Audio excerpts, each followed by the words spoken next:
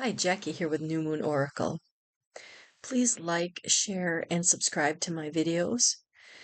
Today I wanted to talk about how to avoid interactions with narcissists. So you've healed from the narcissist. You've drawn yourself away from the narcissist, and you are living your life. You innately have this fear of running into another one because, let's face it was devastating. It was heart-wrenching. It took you a long time to recover. And now you can't help but be very leery of other people. And the fear of a narcissist coming into your life is very real. But I want to tell you something that I realized very quickly is that once you have defeated the narcissist in your life and you've come to realize the levels of spiritual and just how deep that narcissistic abuse went, you realize that you have conquered that demon. But you're still going to encounter narcissistic people and narcissistic behaviors in the world because they're everywhere. And sometimes it isn't necessarily someone who is going to move into your life and ruin it, but it may be somebody that you have to encounter at, oh, I don't know, maybe you're buying a car, maybe you're dealing with someone at work, and you've got to deal with a narcissist. I wanted to give you some examples of things that you can do to make yourself aware of a narcissist and how to kind of just change the way that they talk to you and bring about a way of recognizing the behavior and putting a stop to it. One of the things that I realized was narcissists say and do things out of fear, out of being unable to process their own emotions. So when our narcissist has an emotion that they can't handle, and they will more or less put it on you to process that emotion for them. And usually they will use three tactics. It will either be to give you fear, to give you a sense of obligation, or a sense of guilt.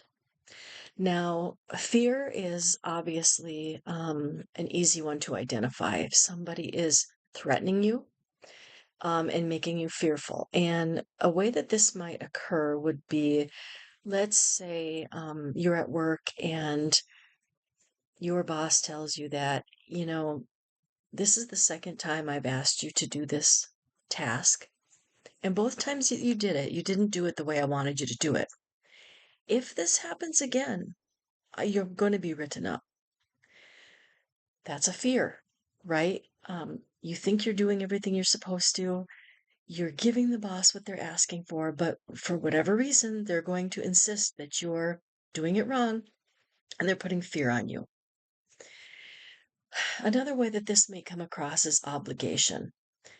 Um, and I notice that family members are great at this. But I'm your mother. You need to help her. She's your sister. You can't talk that way about your family members. That's your family. So it's this sense of obligation. And then the last one is guilt. And this one hits hard because it usually comes in a way that attacks your empathic side,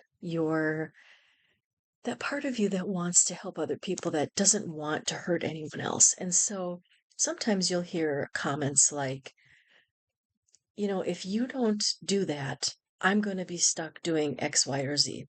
An example would be, if you don't cook dinner tonight, the kids are going to be hungry, and then there's going to be, whatever. This sense that if you don't do something, that it's going to affect other people and make somebody feel bad. So you might be exhausted, you might have a cold, you might be just feeling horrible, and your husband might say something like this: well, aren't you going to make dinner? Well, if you don't make dinner, the kids aren't going to have anything to eat. I don't know how to make dinner. There's nothing in the freezer for me to just pull out. You're going to have to do it. Guilt trip. Nobody's going to go hungry. Everyone can find something to eat when you're sick. That's nothing but a guilt trip. And what I wanted you to recognize is that when these things occur, you can put them in a context that doesn't allow for that abuse to happen. And what I like to do is I like to stay true to my empathic self. I am not going to be cruel, I'm not going to be mean, and I'm not going to play games because that's what narcissists do. But what I will do is I will give them an opportunity to backtrack. What happens is you're showing this person that you are aware of the game they're playing. It isn't always possible in every situation, but let's use the you better make dinner or everyone's going to go hungry tonight. So instead of getting up when you're sick and going in and making dinner for everyone, even though everyone else is capable of having a bowl of cereal for dinner, you get up and you do it. Instead, try this. Instead, look at your spouse and say, now, I know that you are just concerned about the kids having dinner, but it seems very odd to me that I can be this sick and you seem to just be more interested in what you're going to have for dinner than how I'm feeling. Now, I don't think that's what you meant, right? And you give them the opportunity to backtrack. What this does is one, it allows them to realize that you fell for their little game, that you recognized it, and that you weren't going to step into it. So you may have been attacked by this person with this opinion that you're sick, but you're being selfish because you're not feeding everyone. And they tried to place this guilt trip on you. When they realize that you recognize it and that you're not going to play into it, it's a little tick in the back of their head that lets them know, wait a minute, what I'm doing here isn't working. And then by giving them that way to backtrack, it allows you to keep them from getting into a narcissistic rage. Because what they do is if you were to confront them and say, every time I get sick, you made me make dinner and fight, that's exactly what they wanted you to do. They want you to either get up and go make dinner because then they've controlled you, or they want you to fight for your right to not have to make dinner. Because then they can use that argument as a way to say, you know, she'd never make dinner. She'd always try to make excuses and then fight me about it. Don't fall into their prey. Don't fall into their games. So when you have an opportunity where you see somebody using obligation, guilt, or fear to try to get you to do something, call them out on it. And this is going to be the beginning of an awakening for you.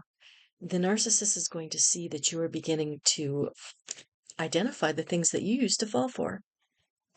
And so that's the beginning of how you start to let those around you know that you have your own power and that they don't have power over you.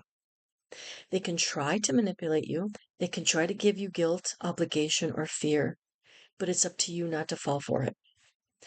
And I would suggest that you try this.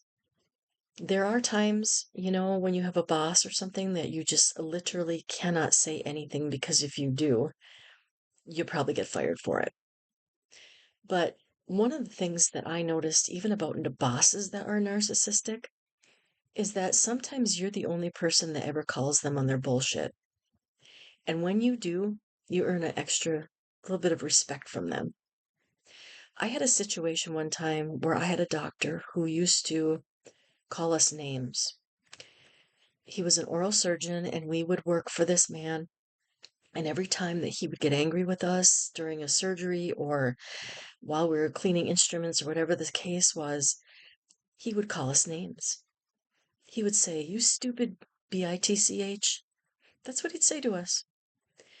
And it was so shocking when it first happened that I went and told a coworker, and they said, "Oh yeah, he does this to everybody. It's not just you." So I was determined that no one was going to talk to me that way. So the next time it happened, I was in surgery. I had my arms around this patient's head. The doctor is working from this side. The patient is sedated. And the doctor asked for an instrument, and he actually said the wrong instrument name. I actually handed him exactly what he asked for. It was his error. He messed up and said, "I want this instrument," instead of what he really wanted. And so when I handed him the instrument, he slapped it out of my hand and said, "Give me the goddamn instrument I asked for, you dumb bitch." That's what he said to me. And I